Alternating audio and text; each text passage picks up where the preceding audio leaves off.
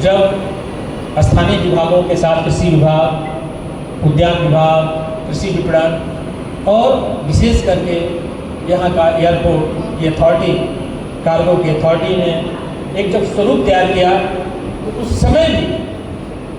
समय भी मंडलायुक्त आदरणीय जिलाधिकारी महोदय और समस्त विभागों का जिस तरह से सहयोग मिला, मंडल स्तर पर जिस तरह सहयोग मिला, चाहे एफपीओ के निर्माण करने में हो, चाहे यहाँ से लोगों को बढ़ावा देने में हो, और किसानों की सोच को निर्यात से डायरेक्टली जोड़ना, यह मैं आपको सिर्फ छोटा सा इसलिए बताना चाह रहा हूँ कि बनारस ही वो स्टेशन बना जब पूरे भारतवर्ष में इस तरह का प्रोजेक्ट लॉन्च किया गया कि कैसे डायरेक्ट किसानों का समूह बना करके निर्यात से जोड़ा जाए। मैं तो ये नहीं कहता हूँ कि सफलता पूरी मिली हो, लेकिन अधूरी ही सही, शुरुआत यहीं से हुई और वो शुरुआत सतत जारी है।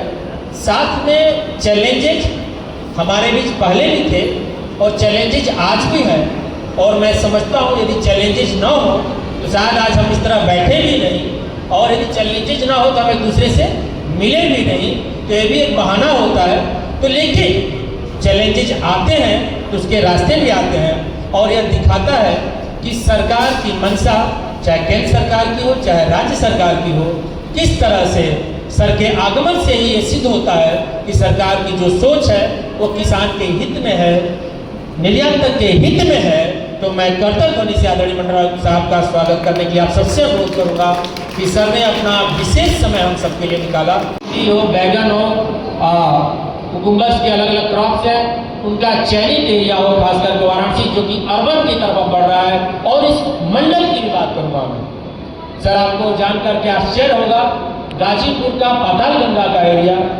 आज इस पूरे मंडल में एक बहुत बड़ा क्लस्टर है हरी मिर्च और मटर का। सर मैं आपसे अनुरोध भी करूंगा सर, अगर आप गए हो, नहीं तो कभी सर आप कभी उधर का अगर आप भ्रमण बनाएं तो वहाँ के किसानों से सर आप मिलेंगे तो किस तरह से वो किसान बांग्लादेश को निर्यात कर रहे हैं, किस तरह से वो किसान नेपाल को निर्यात कर रहे हैं। और वो जाड़े का जब समय आएगा सर, जब सीजन आएगा, ट्रक के ट्रक वो निर्यात जाते हैं, लेकिन वो हमारे खाते में नहीं दिखता क्योंकि यहाँ से बॉर्डर के थ्रू जाता है बांग्लादेश और नेपाल को। लेकिन सर वो यहाँ के जो बैठे हुए हैं राम कुमार राय जी पातालगंगा से ही आते हैं, यहाँ के बीच में है, और उन्होंने बहुत सारे अनुभव शेयर किए। तो क्लस्टर सर हमारा विशेष इशू है। क्लस्टर के साथ साथ योजनाओं का क्लस्टर में इम्प्लीमेंटेशन, जो योजनाएं हैं जो हमारे बीच में लोगों ने अपनी बात रखी सर, उन योजनाओं का क्लस्टर में implementation, export oriented package of practice. हमारे एक साथी ने कहा, मैं यहाँ पे कृषि विज्ञान केंद्र के हमारे वैज्ञानिक थे, Indian institute of vegetable research के भी हमारे साथी हैं सर, जो सबसे बड़े इशू आ रहा है किसानों के सामने सर, पैकेज ऑफ प्रैक्टिस कि एक्सपोर्ट यानी quality based package of practice कैसी बनाई जाए।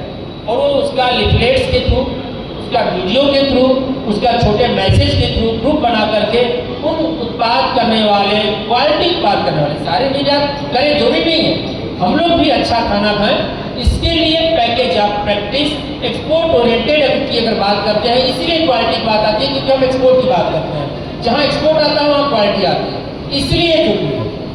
यहाँ पे जो हमारे संस्था है, चाहे मीरी की संस्था हो, IURI, कृषि विज्ञान केंद्र से, सर आपसे माध्यम से मैं अनुरोध करना चाहूँगा कि पैकेज ऑफ प्रैक्टिस अच्छा बन जाए, जिससे कि अच्छा कार्य हो। दूसरा सर गुड एग्रीकल्चर प्रैक्टिस, अभी एक मेरे साथी गुड एग्रीकल्चर प्रैक्टिस की बात कर रहे थे। ये बात जब आपके माध्यम से सर यहाँ के 50 FPO को दुबई का भ्रमण कराया गया तो वहाँ पे बात सामने आई, वहाँ के लोगों ने कहा कि आप अगर गुड एग्रीकल्चर प्रैक्टिस अडॉप्ट नहीं करेंगे तो आपसे हमारा खरीदना मुश्किल होगा, क्योंकि गुजरात, महाराष्ट्र, दूसरे राज्य ऐसा करते हैं।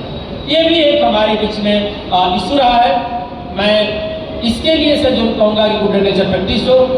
साथ ही साथ हमारे पास अभी भी सर एक दो कुछ चैलेंजेज है, वो है पैकेजिंग को लेकर। पैकेजिंग को लेकर के सेंसिटाइजेशन कम है सर, एफिडा उस पर काम निश्चित तौर से कर रहा है, लेकिन हम आपके नोटिस में ला रहे हैं कि सर पैकेजिंग जो बॉक्स बनते हैं जिसमें मटेरियल पैक होता है, उस पैकेजिंग मटेरियल का अच्छा होना और उसकी प्रैक्टिस कराना, जिसके लिए sir pack house, integrated pack house यहाँ खोला गया है। मैं आप सबसे भी अनुरोध करूँगा, सर के नोटिस में बात को मैं ला रहा हूँ कि पैक हाउस को ज़्यादा से ज़्यादा उपयोग करें ताकि क्वालिटी पैकेजिंग और पैकेजिंग मटेरियल अच्छा जाता है तो निश्चित तौर से हम सबके लिए बड़ा उपयोगी होगा।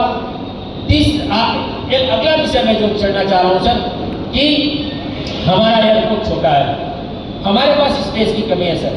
ये बात आपके नोटिस में ला रहा हूँ क्योंकि सर आप अभी थोड़ी देर पहले आप बता रहे हैं, इसके पहले हम 2 घंटे से इसी विषय पर चर्चा कर रहे थे। स्पेस का कॉन्स्टेंट है सर। आदरणीय निदेशक साहब बैठे हुए हैं, कार्गो मैनेजर बैठे हुए हैं, एयरलाइंस की टीम भी यहाँ पे है, सारे लोग हैं।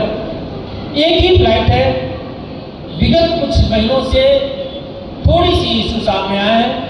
हम लोगों ने अनुरोध किया है कि उस अनुरोध को जो संबंधित एयरलाइंस है या विभाग है उसको ध्यान दें और उस समस्या को कैसे प्रॉपर सिस्टम के थ्रू अच्छा हो जाए कि जो स्पेस का इशू है, चाहे लोकल का हो चाहे जो भी हो, उसको पहले हम 4-4 टन तक चले जाते थे, आज हम क्यों कम हो रहे हैं ये भी देखना है।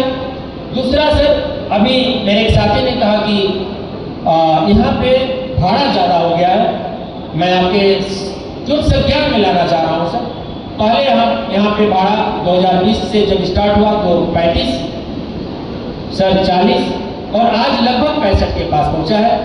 हो सकता है उनकी अपनी पॉलिसी होगी, किसी एयरलाइंस होगी, चाहे उनकी अपनी चीज़ें होंगी।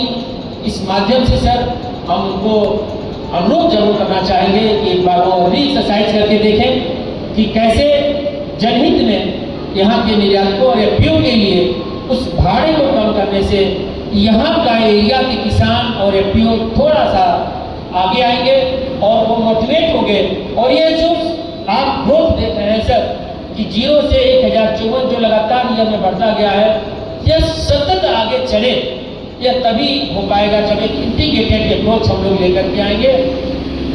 एक विषय सर, हम तो इस क्षेत्र से बहुत ज़्यादा अमेरिका को तो निर्यात बहुत कम करते हैं, लेकिन कुछ जरूर करते हैं। प्रोसेस फूड का कुछ निर्यात है, कुछ दूसरे उत्पाद का निर्यात है। मैं सर इस मंच से आपको चीज़ बताना चाहूँगा, यहाँ पे गर्खियाओं का जो फूड पार्क का एरिया वहाँ से भी लोग आए हैं, रामनगर का फूड पार्क एरिया है सर वहाँ से भी लोग आए हैं।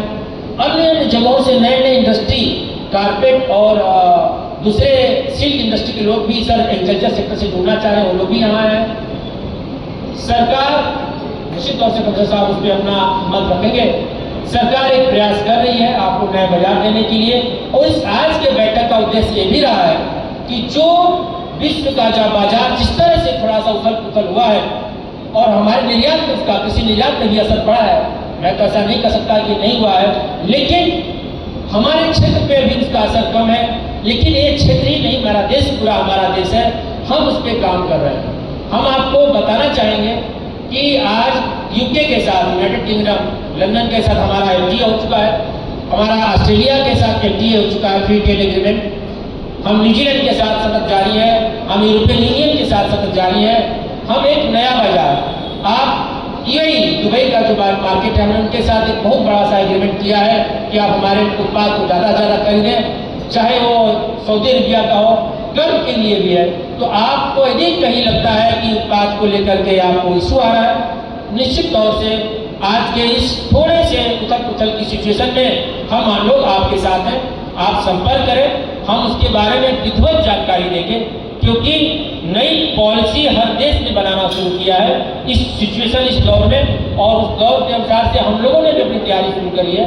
और इसकी और भी जानकारी ऐसे कार्यक्रम के माध्यम से, मीडिया के माध्यम से आप तक हम पहुँचाने की कोशिश करेंगे, ताकि आप तक सारी बातें पहुँचे और उसका सही समाधान निकले। मैं उम्मीद करता हूं कि मैं ज़्यादा समय इसलिए नहीं लेना चाहूँगा कि हमारे बीच में जो हमारे आज के मुख्य अतिथि आदरणीय मंडलायुक्त महोदय उपस्थित हैं, हम सभी लोग उनकी बात को जरूर सुनना चाहेंगे और सर का आशीर्वाद भी लेना चाहेंगे, ताकि हम उसका सही आप उसका लाभ उठा सकें।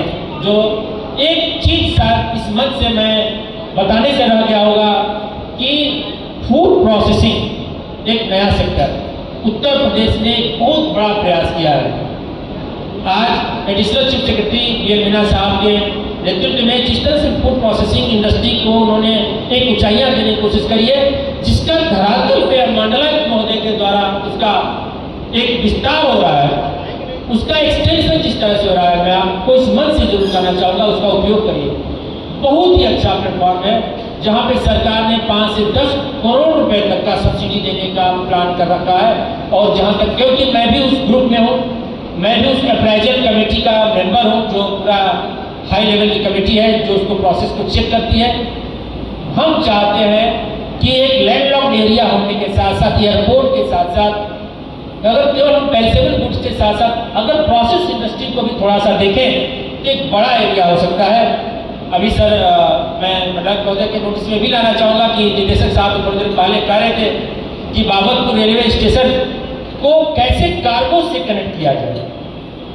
जो ये कार्गो का एरिया सर डेवलप हो रहा है, वो बाबतपुर स्टेशन को कैसे कार्गो से कनेक्ट किया जाए ताकि कार्गो वहाँ से भी रूट होकर के रेलवे के माध्यम से आगे जाए और उसके संसाधन यहाँ पे उपलब्ध कराया जाए, क्योंकि स्टेशन हार्डली शायद 2 किलोमीटर के दूरी पर यहाँ से है।